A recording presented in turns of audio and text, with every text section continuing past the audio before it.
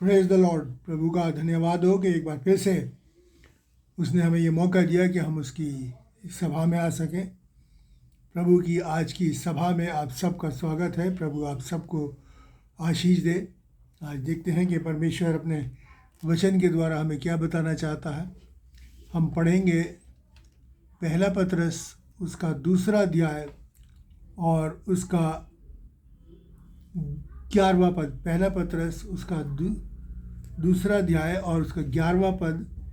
और यहाँ पर परमेश्वर का वचन हमको बताता है, हे प्रियो, मैं तुमसे विनती करता हूँ कि अपने आप को परदेसी और यात्री जानकर उन संसारिक अभिलाषाओं से जो आत्मा से युद्ध करती हैं बचे रहो। हे प्रियो, मैं तुमसे विनती करता हूँ कि तुम अपने आप को परदेसी और यात्री जानकर उन संसारिक अभिलाषाओं से जो आत्मा से युद्ध करती हैं बचे रहो। परमेश्वर अपने वचन के पढ़े और सुने जाने पर बहुतायत से आशीष दे। प्रभु यीशु मसीह पर विश्वास करने वालों को प्रभु के वचन में परदेसी और यात्री कहा गया है। और आज हम इसी बात के ऊपर विचार करेंगे कि हमें परदेसी और यात्री हमें क्यों कहा गया है, क्यों हमें परदेसी और यात्री की तरीके से हमें इस वचन के अंदर वर्णित किया गया है।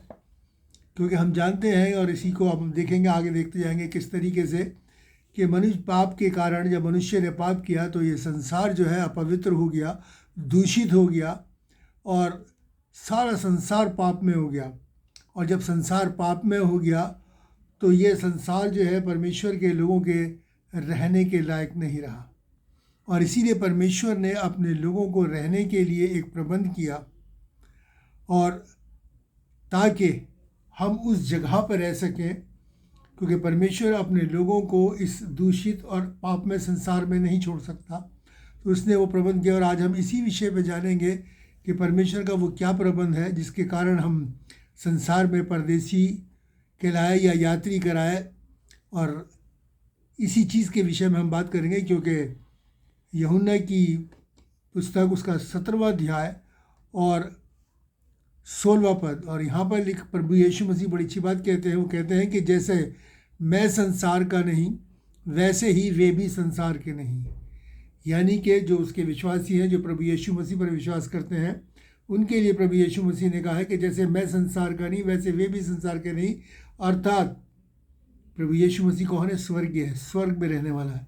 और इसीलिए परमेश्वर का वचन भी कहता है कि जो मेरे फॉलोअर हैं वो भी इस संसार के नहीं हैं। और वही हम देखेंगे कि फिर हम कहाँ के हैं, क्या प्रबंध है परमेश्वर का, और उस प्रबंध को पाने के लिए हमें क्या करना है। क्योंकि इस संसार को छोड़ने के बाद प्रभु यीशु मसीह ने भी एक उत्तम प्रबंध अपने लोगों के लिए किया है। और उसी प्रबंध के विषय में आप देखेंगे पहला पतरस उसका 1 अध्याय और 17 पद। पहला पतरस उसका 1 अध्याय और 17 पद में यहाँ पर बहुत अच्छी बात लिखी है। यहाँ पे लिखा है कि जब तुम हे पिता कहकर उससे यानी परमेश्वर से प्रार्थना करते हो, जो बिना पक्षपात के हर एक के काम के अनुसार न्याय करता है, तो अपने परदेसी होने का समय भय से बिताओ। जब हम उसे हे पिता कह के प्रार्थना करते हैं तो कहते हैं कि अपने परदेसी होने का समय जो है वो भय से बिताओ। और यही बात है कि परमेश्वर ने, प्रभु यीशु मसीह ने, हमने इससे पहले भी जाना था कि उसने हमें, जितनों ने विश्वास किया उसने परमेश्वर के पुत्र होने का अधिकार दिया, जबकि हम पुत्र हैं। और इसीलिए हमें पिता कहकर परमेश्वर से प्रार्थना करते हैं। तो वो समय को कहता है कि उसे भय से बिताओ। अपने यहाँ पृथ्वी पे वास का जो हमारा समय है हम भय से बिताएं। यानी कि भय से मतलब ये है कि परमेश्वर को आदर और मान देते हुए हमें उस समय को जो गुजारना है, ताकि हम उस प्रबंध के भागी हो सके जो परमेश्वर ने मेरे और आपके लिए, या हर एक उसके लिए जो प्रभु यीशु पर विश्वास करता है उसके लिए परमेश्वर ने करा है।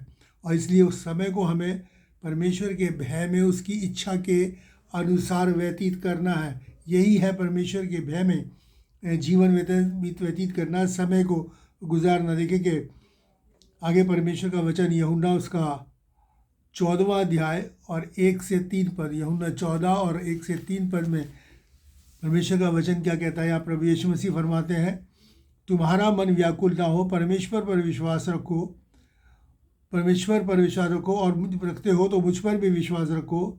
मेरे पिता के घर में बहुत से रहने के स्थान हैं, यदि ना होते तो मैं तुमसे कह देता, क्योंकि मैं तुम्हारे लिए जगह तैयार करने जाता हूँ। यदि मैं जाकर तुम्हारे लिए जगह तैयार करूँ तो फिर आकर तुम्हें अपने यहाँ ले जाऊँगा, कि जहाँ मैं रहूँ वहाँ तुम भी रहो। ये प्रभु यीशु मसीह ने अपने पवित्र वचन में अपने लोगों के लिए कहा है कि परमेश्वर पर विश्वास करते हो, मुझ पर विश्वास करो। मेरे पिता के घर में बहुत से रहने के स्थान हैं और मैं जाता हूँ उन स्थानों को तैयार करने के लिए, ताकि जब मैं लाऊं तो तुम्हें अपने साथ ले जाऊं। जहाँ मैं रहूं वहाँ तुम भी रहो।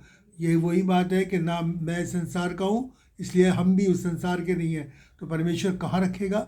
अपने पास, स्वर्ग में हमारे लिए उसने स्थान तैयार करा है, जहाँ वो मेरे को और आपको वहाँ पर रखेगा। क्योंकि ये दूषित संसार पवित्र लोगों के लिए नहीं है, जिन्होंने पाप को त्याग दिया, जिन्होंने बुराइयों को त्याग दिया और प्रभु यीशु मसीह को ग्रहण करके एक पवित्रता का और एक शुद्धता का जीवन व्यतीत करते हैं। ये संसार उनके लिए नहीं है। तो इसलिए परमेश्वर कहता है, मैं आऊँगा और तुम्हें अपने साथ लेके जाऊँगा। और यही बात है। आप देखेंगे परमेश्वर का वचन और हमें क्या कहता है आगे, इसी चीज़ को हम देखते जाएंगे। लूका की पुस्तक उसका 14वां अध्याय और 33वां पद। और यहाँ पर परमेश्वर का वचन कहता है, तुम में से जो कोई अपना सब कुछ त्याग न दे वो मेरा चेला नहीं हो सकता था। तुम में से जो कोई अपना सब कुछ त्याग न दे, अर्थात कि पूर्ण संसारिकता को, उस पाप में संसार को त्यागने से मतलब ये नहीं कि अपने मर जाए हो जाए, मतलब उस बुराई को जो संसार में पाई जाती है वो त्याग न दे पूर्ण रूप से, तब तक वो मेरा चेला नहीं हो सकता। पूर्ण रूप से त्यागने का मतलब क्या है? परमेश्वर का वचन क्या कहता है? तू अपने प्रभु, अपने परमेश्वर से अपने सारे मन, अपनी सारी बुद्धि और अपनी सारे प्राण और अपनी सारी शक्ति से प्रेम रख। सारी टोटल सरेंडर, पूर्ण संपूर्ण समर्पण परमेश्वर जो है वो चाहता है। वो दोगले लोगों को नहीं चाहता। परमेश्वर का वचन 119 और 100 का भजन संहिता 119 और 100 उसका 113वें पद में परमेश्वर का वचन कहता है कि वो दूषितों से घृणा करता है। वो जो है परमेश्वर के साथ दोगलापन नहीं चल सकता। हम दो नाव में पाँव रखकर नहीं चल सकते, ये हम जानते हैं। ये तो संसारिक एक उदाहरण है। इसलिए परमेश्वर के भी हो और शैतान का भी काम करे, ऐसा नहीं चल सकता। ये हमें एक के होना है, या तो परमेश्वर के या फिर संसार के हो लें। तो इसलिए परमेश्वर को कहता है पूर्ण समर्पण चाहता है। हमें अपना सब कुछ, पूरी संसारिकता हमें त्यागनी है। संसार को त्यागने से मतलब पूरी संसारिकता, वो बुराइयाँ जो हैं वो हमें त्यागनी है। और क्या अपनाना है? स्वर्गीयता। वो स्वर्गीय देगा। पर इसलिए परमेश्वर का वचन कहता है कि स्वर्गीय बातों की धुन में रहो, स्वर्गीय बातों की धुन में रहो। इसलिए हम दो नाव में पाँव रखकर नहीं चल सकते। और देखिए परमेश्वर का वचन यहोशू की पुस्तक उसके 24वें अध्याय 15वें पद में कहता है कि आज तुम चुन लो कि किसकी सेवा करोगे। चुन लो किसकी सेवा करोगे, शैतान की या प्रभु की सेवा करोगे। क्योंकि परमेश्वर और शैतान का कोई मेल नहीं है। परमेश्वर और शैतान का कोई मेल नहीं है। इसलिए हमें चुनना है कि हम किसकी सेवा करेंगे, शैतान की जो कि संसार का सरदार है, या फिर परमेश्वर की जो कि हमें अपने साथ उस स्वर्ग में रखना चाहता है। और यह हमारा चुनाव हमारे हाथ में, हमें चुनना है कि हमें सारी किस चीज़ को एक्सेप्ट करना है, किसको नहीं करना। अर्थात परमेश्वर के वचन में बड़ी सफाई से लिखा है कि कोई भी अपवित्र वस्तु स्वर्ग के राज्य में प्रवेश नहीं कर सकती। कोई भी अपवित्र और घृणित वस्तु स्वर्ग के राज्य में प्रवेश नहीं कर सकती। इसलिए हम दूषित होकर ये सोचें कि भी इधर से प्रभु को भी प्रसन्न कर ले और अपने संसारिकता भी लग रहा है, ऐसा नहीं है। हमें एक को चुनना है, प्रभु को। अगर हमें उस प्रबंध में जाना है तो हमें एक को चुनना है। फिर फिलिप्पियों 3 और उसका 20वां पद में क्या लिखा है? वहाँ लिखा है कि परमेश्वर का बड़ी अच्छी बात है कि यहाँ पर हमारा स्वदेश स्वर्ग पर है और हम एक उद्धारकर्ता प्रभु यीशु मसीह के वहाँ से आने की बाट जो रहे हैं, यानी इंतज़ार कर रहे हैं। हमारा स्वदेश, इसलिए हम यहाँ इस पृथ्वी के ऊपर परदेसी है, क्योंकि हमारा स्वदेश, क्योंकि हम पाप में संसार में नहीं रह सकते, क्योंकि हमने पाप को त्याग दिया। इसलिए अब हमारा जो स्वदेश है वो स्वर्ग है। और जैसे कि इससे पहले भी पढ़ा कि प्रभु ने कहा ना, मैं जाता हूँ जाकर तुम्हारी जगह तैयार करूँ, फिर आकर तुम्हें भी अपने साथ ले जाऊँगा, ताकि जहाँ मैं रहूँ वहाँ तुम भी रहो। और वहीं से हम अपने प्रभु यीशु मसीह के आने की इंतज़ार कर रहे हैं कि वो आए और हमको अब से उन स्वर्गीय स्थानों के अंदर हमको लेके जाए जो उसने अपने लोगों के लिए, अपने विश्वासियों के लिए वहाँ पर तैयार कर रखी है। इसलिए हमारा जो स्वदेश है वो स्वर्ग है, और हम यहाँ पर परदेसी हैं, एक यात्री हैं। और देखिए परमेश्वर का वचन क्या कहता है, भजन संहिता 119 की 54 से 58 पद। यहाँ पर परमेश्वर का वचन हमें देखिए क्या बताता है। यहाँ पर लिखा है कि मैं परदेसी होकर रहता हूँ, जहाँ मैं परदेसी होकर रहता हूँ वहाँ तेरी विधियाँ मेरे गाने का विषय बनी हैं। हे परमेश्वर, मैंने रात को तेरा नाम स्मरण किया और तेरी व्यवस्था पर चला हूँ। यह मुझसे इस कारण हुआ कि मैं तेरे उपदेशों को पकड़े हुए था। प्रभु मेरा भाग है, मैंने तेरे वचनों के अनुसार चलने का निश्चय किया है। मैंने पूरे मन से तुझे मनाया है, इसलिए अपने वचन के अनुसार मुझ पर अनुग्रह कर। अपने वचन के अनुसार। अब ये कि यहाँ पर परमेश्वर का जो दास है, वो भजन जिसने ये लिखा है, वो क्या कहता है, वो कहता है कि मैं जहाँ परदेसी होकर रहता हूँ, यानी इस संसार में जहाँ मैं परदेसी होकर रहता हूँ, वहाँ तेरी विधियाँ, तेरे विधि और तेरे जो नियम है वो मेरे गाने का विषय है। यानी कि मैंने उन्हें अपनी अंतरात्मा में समा रखा है। अब वो मेरे गाने का विषय है, वो मेरे मन से सिर्फ वो ही निकलते हैं और उन्हीं पे मैं चलता हूँ। और लिखे गए, परमेश्वर मैंने रात को तेरा नाम स्मरण किया और मैं तेरी व्यवस्था पर चला हूँ। मैं रात को भी, दिन पे तो है ही है, रात को भी मैं तेरे नाम को स्मरण रखता हूँ और मैं तेरी व्यवस्था जो तूने हमारे लिए तैयार की है कि हम स्वर्ग राज्य में जा सके, उस पर चलता हूँ, उन विधियों और नियमों के ऊपर चलता हूँ मैं। और वो कहता है ये मुझसे इस कारण हो सका कि मैं तेरे उपदेशों को पकड़े हुए था। यानी कि मैंने तेरे उपदेशों को, जो तूने मुझे शिक्षाएं इस पवित्र वचन बाइबल में मुझे दी है, मैं इनको पकड़े हुए था। उनके अनुसार मैं अपना जीवन व्यतीत कर रहा था, तेरे भय में अपने जीवन को व्यतीत कर रहा था। इसी कारण मैं जो हूँ इनके ऊपर चल सका। और क्या कहता है, परमेश्वर मेरा भाग है, मैं तेरे वचनों के अनुसार चलने का निश्चय लिया है, संकल्प किया है कि मैं तेरे वचनों के अनुसार ही अपनी ज़िंदगी को बिताऊंगा, अपने जीवन को दूंगा, अपने उद्धारकर्ता प्रभु यीशु मसीह को ताकते हुए अपना जीवन व्यतीत करूंगा। ये मेरा निश्चय है, ये मैंने डिसाइड किया हुआ है कि मैं ऐसा ही करूंगा। और फिर क्या कहता है 58 में पर मैंने कहा, मैंने पूरे मन से तुझे मनाया, यानी कि मैं पूरा मन से मैं तेरी विधियों पे चला ताकि मैं तुझे प्रसन्न कर सकूं, तू मुझसे प्रसन्न रहे। और लिखा है, इसलिए अपने वचन के अनुसार मुझ पर अनुग्रह कर, मुझ पर दया कर कि मैं इसमें बना रहूं और तेरे वचन के अनुसार अपने जीवन को निरंतर जो है व्यतीत करता रहूं। ये परमेश्वर का दास जो है वो प्रार्थना करता है। और उसके बाद हमें इस कार्य के लिए, परमेश्वर वचन रहने के लिए हमें प्रार्थना भी करनी है। देखिए भजन संहिता 43 का तीसरा पद, 43 का तीसरा पद यहाँ पर हमें क्या कहता है, अपने प्रकाश और अपनी सच्चाई को भेज कि वो मेरी अगुवाई करे, वे ही मुझे तेरे पवित्र पर्वत पर और तेरे निवास स्थान पर पहुँचाए। हमें ये प्रार्थना करनी है कि हे परमेश्वर, अपने प्रकाश को, अपने मुख के प्रकाश को हम पर चमका ताकि हम प्रकाश मानो, अंधकार में ना चले। और फिर अपनी सच्चाई को भेज, अपने सच्चे वचन को मेरे हृदय में उतार दे ताकि वो मेरी अगुवाई करे, यानी कि मेरा मार्गदर्शन करे कि मैं तेरे उस पवित्र पर्वत और तेरे निवास स्थान में पहुँचाएँ, वो मुझे पहुँचाए, मतलब मैं उसके अनुसार मैं तेरे उस निवास स्थान में जहाँ तू मुझे ले जाना चाहता है, वो हमारा वो नगर, वो स्वदेश जो स्वर्ग में है, जो हमारे तूने तैयार किया, जहाँ जगह तू तैयार करा, ताकि वो मुझे वहाँ पहुँचाए। तेरा वचन, क्योंकि परमेश्वर का वचन कहता है कि परमेश्वर की सहायता के बिना हम कुछ भी नहीं कर सकते, और ये कार्य भी परमेश्वर की सहायता से ही संभव है। इसलिए हमें इस कार्य के लिए भी प्रभु से प्रार्थना करनी है। वो कहता है कि तू मुझसे मांग और मैं तुझे दे दूँगा, और पर मांग जो मांगता है वो पाता। हम परमेश्वर से मांगे, वो हम अगुवाई करेगा, हमें दाएं और बाएं मुड़ने नहीं देगा, बल्कि हम निरंतर परमेश्वर के वचन के अनुसार चलते रहेंगे। परमेश्वर कहता है कि मैं तेरे मार्ग में चलने में मैं तेरी अगुवाई करूँगा, परमेश्वर हमें लिए जाएगा, जिस मार्ग पे हमें चलना है उस मार्ग पे वो हमें लेके चलेगा। ये परमेश्वर का वायदा है।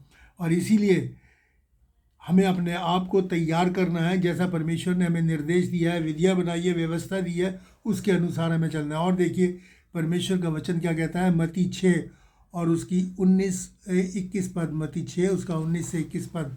और यहाँ पर देखिए परमेश्वर का वचन हमको बताता है, और यहाँ पर लिखा है कि अपने लिए पृथ्वी पर धन इकट्ठा ना करो, जहाँ कीड़ा और काई बिगाड़ते हैं और जहाँ चोर सेंध लगाते और चुराते हैं, परंतु अपने लिए स्वर्ग में धन इकट्ठा करो, जहाँ ना तो कीड़ा और ना काई बिगाड़ते हैं और जहाँ चोर ना सेंध लगाते और चुराते हैं। क्योंकि जहाँ तेरा मन है, धन है, वहाँ तेरा मन भी लगा रहेगा। जहाँ तेरा धन है वहाँ तेरा मन भी लगा रहेगा। इसलिए परमेश्वर का वचन क्या कहता है कि अपने लिए स्वर्ग में, अब स्वर्ग में कैसे धन इकट्ठा करें। संसार का धन तो हम जानते हैं कैसे जमा करते हैं। हर तरीके से लोग हर बुराई, हर शाम नाम दंड बेधरिक से पैसा कमाते हैं। परमेश्वर कहता है वो नहीं, स्वर्ग में धन का मतलब ये है कि हमारे वो नेक काम, हम परमेश्वर की भलाई करें, लोगों के साथ नम्रता, दीनता और भलाई के साथ इस संसार के अंदर जिए, हम अच्छे कर्म करें जो परमेश्वर ने वचन में लिखा, उसके अनुसार हम अपने एक पवित्र जीवन अगर हम जिए, तब वो धन जो है स्वर्ग में जमा रहेगा। और फिर हमारा मन भी वहीं लगा रहेगा। अगर हमने यहाँ धन एकत्र किया है तो हमारा धन भी, हमारा मन भी यहीं लगा रहेगा। और इसीलिए परमेश्वर का वचन कहता है कि कोई भी व्यक्ति अगर सारे संसार को प्राप्त कर ले और अपने प्राण की हानि उठाए तो उसे क्या लाभ। यानी कि अगर दुनिया की सारी संपदा ज़्यादा से ज़्यादा हम अपने अन्न बटोर लें, करोड़ों अरबों खरबों रुपया हम बटोर लें, और हमारा प्राण जो है नाश हो जाए, नरक में चला जाए, तो उससे क्या लाभ। इसलिए परमेश्वर का वचन कहता है कि अगर हमें वहाँ जाना है तो हम अपना धन भी वहाँ इकट्ठा करना है, ताकि वहाँ जाके उसका पूरा प्रतिफल मेरे और आपको मिले। और देखिए कि प्रकाशित वाक्य उसका 14 अध्याय और उसका 13वां पद, यहाँ पर परमेश्वर का वचन हमको क्या बताता है। यहाँ लिखा है, फिर मैंने स्वर्ग से एक शब्द सुना कि लिख, जो मृतक प्रभु में मरते हैं वे अब से धन्य हैं। आत्मा कहता है हाँ, क्योंकि वे अपने सारे परिश्रम से विश्राम पाएंगे और उनके कार्य उनके साथ हो लेंगे। जो धर्म के काम हम करते हैं, जो अच्छे काम हम करते हैं, भलाई करते हैं, नेकी करते हैं, दीनता करते हैं, नम्रता करते हैं, लोगों को क्षमा करते हैं, लोगों के साथ परोपकार करते हैं, कहता है उनके काम उनके साथ हो लेंगे। वो स्वर्गीय धन है हमारा, जो हम जमा करते हैं यहाँ पर नेकी और भलाई के द्वारा। ऐसा जीवन व्यतीत करके एक परोपकारी जीवन व्यतीत करते हैं तो वो हमारा जो धन है वो स्वर्ग में जमा होता है। उसका प्रतिफल मेरे और आपको मिलेगा। और उन्होंने कहा अपने सारे कामों से, अपने परिश्रम से विश्राम पाएंगे। प्रभु हमको विश्राम देगा। इसको और कैसा विश्राम है वो आगे भी हम इसको देखेंगे। इसलिए हम नेकी करना ना छोड़े। और देखिए परमेश्वर का वचन प्रेरितों के काम उसका 10 अध्याय और 35 पद में क्या कहता है, हर जाति में जो प्रभु से डरता है और धर्म के काम करता है वह उसे भाता है। हर जाति में, यहाँ पर किसी धर्म, किसी जाति या किसी विशेष का नाम नहीं लिया गया। उसने कहा कि हर जाति में जो धर्म के काम करता है, यानी भलाई करता है, नेकी करता है, परोपकार करता है, वो परमेश्वर को भाता है। और यही वो काम है जो परमेश्वर को भाते हैं और परमेश्वर उसका प्रतिफल हमें देता है। और यही है वो कि अपना धन जो है वो स्वर्ग में इकट्ठा करो।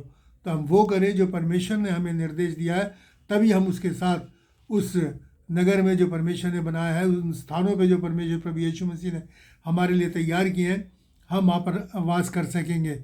और इसके लिए हमें प्रभु में बने रहना बहुत ज़रूरी है। और हमें इस तरीके से बने रहना है कि हमें प्राण देने तक विश्वास योग्य रहना है, बिल्कुल भी पीछे नहीं हटना। देखिए पर प्राण देने तक विश्वास किया। देखिए परमेश्वर का वचन इब्रानियों की पत्री उसका 10वां अध्याय और 39वें पद में परमेश्वर का वचन हमें बताता है, हम पीछे हटने वाले नहीं। क्या? हम पीछे हटने वाले नहीं कि नाश हो जाएं, पर विश्वास करने वाले हैं कि अपने प्राणों को बचाएं। हम पीछे हटने वाले नहीं, यानी कि हम बैकस्लाइड होने वाले नहीं हैं। ऐसे नहीं है कि संसार और उसकी भरपूरी को देख के हम उसमें खो जाए। नहीं, हम विश्वास करने वाले प्रभु यीशु मसीह पे, प्रभु यीशु मसीह पर विश्वास करना क्या है? प्रभु यीशु पर विश्वास करना ये है कि अपने सारे मन, सारे प्राण, अपनी शक्ति से उसे फॉलो करें, उसको अपना प्रभु और परमेश्वर जानकर अपने जीवन को व्यतीत करें और उसको ताकते रहें, उसकी विधियों के अनुसार अपने जीवन को व्यतीत करें। इसका मतलब यह है कि हम नाश होने वाले, हम उस पर बने रहेंगे आखिरी सांस तक, और ताकि अपने प्राणों को बचाएं, वहाँ से पीछे हट के अपने प्राणों की हानि नहीं उठाएंगे और अपना धन जो है स्वर्ग में जमा करेंगे। और हमें इस संसार के दुखों और कलेशों से घबराना नहीं। इस मार्ग पे चलने में बहुत सी तकलीफें आएंगी, अड़चनें आएंगी, लोग बहुत सी रुकावटें डालेंगे, शैतान खड़ा होगा, तरह तरह के प्रलोभन दे के हमें हटाने की कोशिश करेगा प्रभु के मार्ग से, लेकिन हमें घबराना नहीं है, उन कलेशों और दुखों से डरना नहीं है। देखिए, बड़ी अच्छी बात, परमेश्वर का वचन रोमियो की पत्री उसका 8वां अध्याय और 18वें पद में कहता है, यहाँ लिखा है कि इस संसार के दुख और कलेश उस महिमा के सामने जो प्रकट होने वाली है कुछ भी नहीं। आप ये सोचिए, छोटे मोटे दुख, तकलीफ और परेशानियाँ, परमेश्वर का वचन कहता है उस महिमा के सामने जो हमको मिलेगी, वो जो हम स्वर्ग में पहुँचेंगे, कि हम उसके समान होंगे, उसको वैसा देखेंगे जैसा वो है, उसके सामने कुछ भी नहीं। जब हम उस परमेश्वर के स्वर्ग राज्य में पहुँचेंगे, तब हम निगाह करेंगे जो परमेश्वर ने हमको दिया है वो कितना उत्तम है। उसके लिए आगे तो जो दुख हमने सहे वो कुछ भी नहीं, क्योंकि परमेश्वर ने बड़े उत्तम प्रबंध मेरे और आपके लिए कर रखा है। बहुत उत्तम प्रबंध परमेश्वर ने क्या है, मैंने तुम्हारे लिए, अपने प्रेम करने वालों के लिए वो बातें रखी हैं जो न कानों ने सुनी, न आँखों ने देखी, न हमारे चित्त पे भी नहीं चढ़ी, हमने उनको विचार भी नहीं कर सकते। ये मैं पहले भी बता चुका हूँ।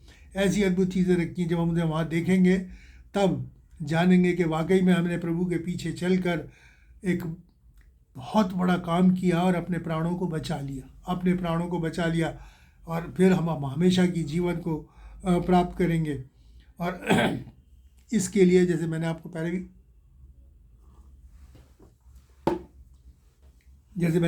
भी कहा है कि हमें एक दृढ़ संकल्प लेना है, एक स्ट्रॉन्ग डिसीजन मेरे और आपको लेना है कि हमें इससे पीछे नहीं हटना, कि अब हम प्रभु के पीछे चल गए तो चल ही दिए, ना लौटूंगा ना लौटूंगा। यीशु के पीछे मैं चलने लगा, ना लौटूंगा, मैं ना लौटूंगा। और ये संकल्प ही हमारा हमें प्रभु के साथ रहेगा। जैसे कि अभी हमने भजन संहिता में पढ़ा कि मैंने निर्णय लिया है कि मैं तेरे वचनों से के साथ साथ चलूँगा, उन्हीं के अनुसार अपना जीवन व्यतीत करूँगा, रात दिन तेरी वचनों को अपने हृदय में रख छोड़ूंगा। और इसीलिए प्रभु यीशु मसीह ने एक बड़ा अच्छा जम मेरे और आपके लिए क्या है कि हम यहाँ नहीं, हमारा जो अब स्वदेश है वो स्वर्ग है। इसलिए हम यहाँ पर परदेशी और यात्री कहलाए हैं, क्योंकि अब इस संसार से, इस दूसरे संसार से हमारा कोई लेना देना नहीं है। अब क्यों? क्योंकि ये संसार भी नाश होगा और ख़त्म होगा, और फिर परमेश्वर हमारे लिए सब कुछ नया कर देगा और नया उसने तैयार किया हुआ है मेरे और आपके लिए। इसलिए हम यहाँ पर परदेसी और यात्री। यहाँ पर हमारा समय, जो हमारी यात्रा है वो कितनी है? 60 साल, 70 साल या 80 साल। और उसके बाद क्या? उसके बाद के लिए मेरे और आपको सोचना, उसके बाद क्या है? उसके बाद या तो अगर हम संसार के हो गए, शैतान की बातों में आ गए, तो यहीं नाश हो जाएंगे। और अगर हमने प्रभु को फॉलो किया और पूरी वफादारी के साथ, विश्वास योग्यता के साथ उसके पीछे चलते रहे, तो अनंत जीवन पाएंगे। यही वो अनंत जीवन है, हमेशा का जीवन, जो प्रभु यीशु मसीह को फॉलो करने के द्वारा हम पाते हैं। ना समाप्त होने वाला जीवन, इसी को अनंत जीवन कहता है, जो प्रभु हमको देना चाहता है। यहाँ का बताया ना, कुछ चंद सालों का जीवन है हमारा, लेकिन वो जीवन जो प्रभु हमें देगा स्वर्ग में, क्योंकि प्रभु भी अविनाशी है और ऐसे ही अविनाशी होंगे। परमेश्वर का वचन क्या क्या कहता है कि हम उसके समान होंगे, उसको वैसा देखेंगे जैसा वो है, ईश्वर के समान होंगे। क्यों? क्योंकि हम ईश्वर के बेटे और बेटियां हैं, उसके पुत्र हैं, पुत्र होने का हमें शय दिया है। तो इसलिए मेरे और आपके लिए, आप मैंने जो प्रबंध मैंने आपको कहा था ना, परमेश्वर ने अपने लोगों के लिए कर रखा है, और जो हमको वो देगा थोड़ा बहुत, उसका जिक्र परमेश्वर ने इस वचन में प्रभु ने हमारे लिए किया हुआ है। वो हम थोड़ी उस झलक को देखेंगे कि वो क्या है जो परमेश्वर ने हमें दिया है। क्योंकि वहाँ जाने के बाद तो जो हम देखेंगे वो तो बहुत ही अद्भुत होगा, बहुत ही अद्भुत होगा। शायद मैंने बताया कि विचारों में भी नहीं आ सकती वो बातें, लेकिन यहाँ पर जो परमेश्वर ने वचन में हमें बताया, मैं आपके सामने रखना चाहूँगा। प्रकाशित वाक्य उसका 21वां अध्याय और 1 से 5 पद। प्रकाशित वाक्य उसका 21वां अध्याय और 1 से 5 पद। और देखिए यहाँ पर क्या लिखा है। फिर मैंने नए आकाश और नई पृथ्वी को देखा, क्योंकि पहला आकाश और पहली पृथ्वी जाती रही और समुद्र भी न रहा। यानी कि मैंने पहला आकाश और पृथ्वी, जो अब आकाश और ये पृथ्वी है, ये ख़त्म हो जाएगी, नाश हो जाएगी, जल जाएगी, भस्म हो जाएगी।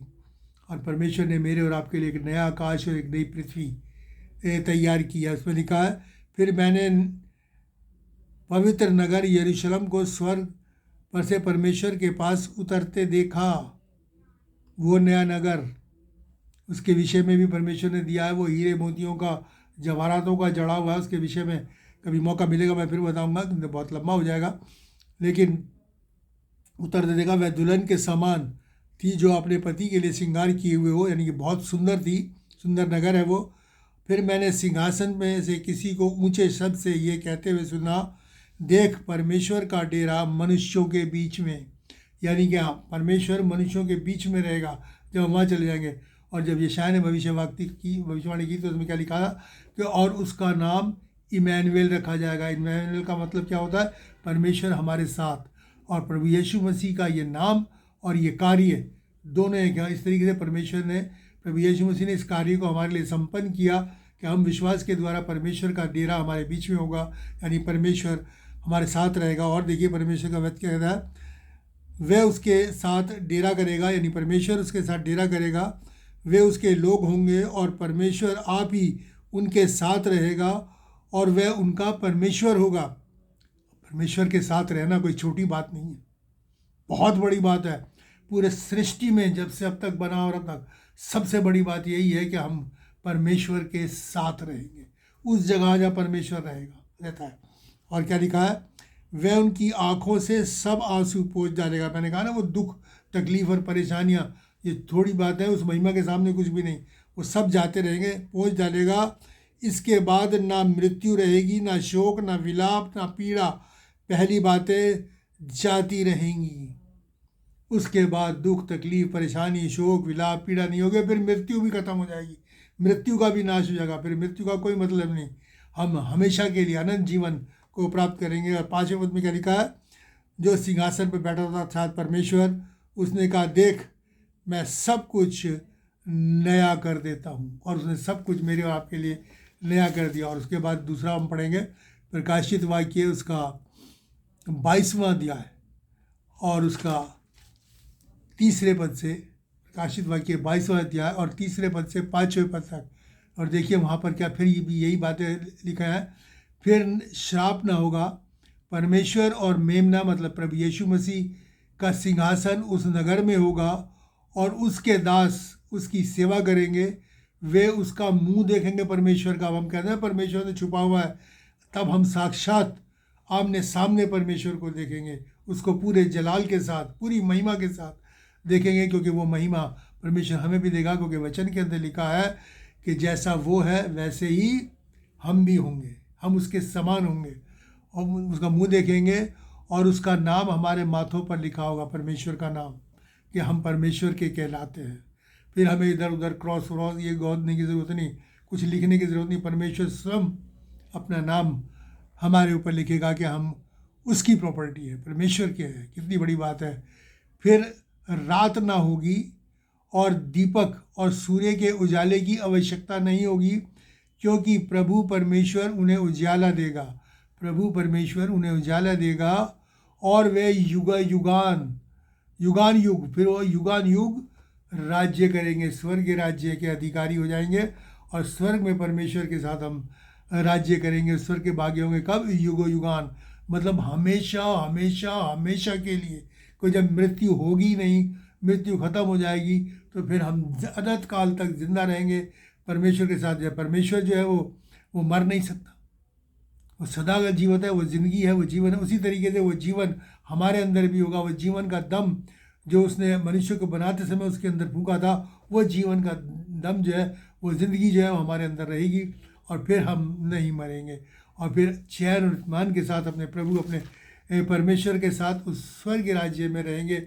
उस पवित्र नगर यरूशलेम में जो कि बहुत सुंदर है, उसमें रहेंगे।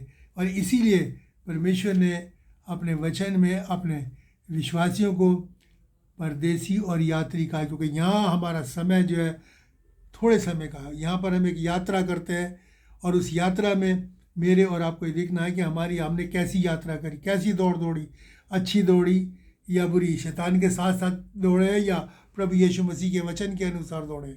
इस दौड़ के अंदर जो प्रभु यीशु मसीह के वचन के अनुसार दौड़े हैं उनके लिए वो नगर तैयार किया उसने, स्वर्ग, हम उसमें प्रवेश करेंगे, नए आकाश और नई पृथ्वी में। और जो शैतान के साथ है वो इस पृथ्वी के साथ ही भस्म हो जाएंगे, क्योंकि वचन में आगे लिखा है कि वो पृथ्वी जो है जलकर नाश हो जाएगी, टुकड़े टुकड़े होकर फट जाएगी, ख़त्म हो जाएगी। और जो यहाँ के हैं वो यहीं उसके साथ ख़त्म हो जाएंगे। परमेश्वर इन सब वचनों के द्वारा हम सबको आशीष दे। और अब निश्चय हमारे हाथ में है कि हमें क्या चाहिए। युगान युगान युग का जीवन चाहिए, अनंत जीवन चाहिए, या फिर अनंत मृत्यु चाहिए। प्रभु इन वचनों के द्वारा आपको आशीष दे। आइए हम प्रार्थना करें।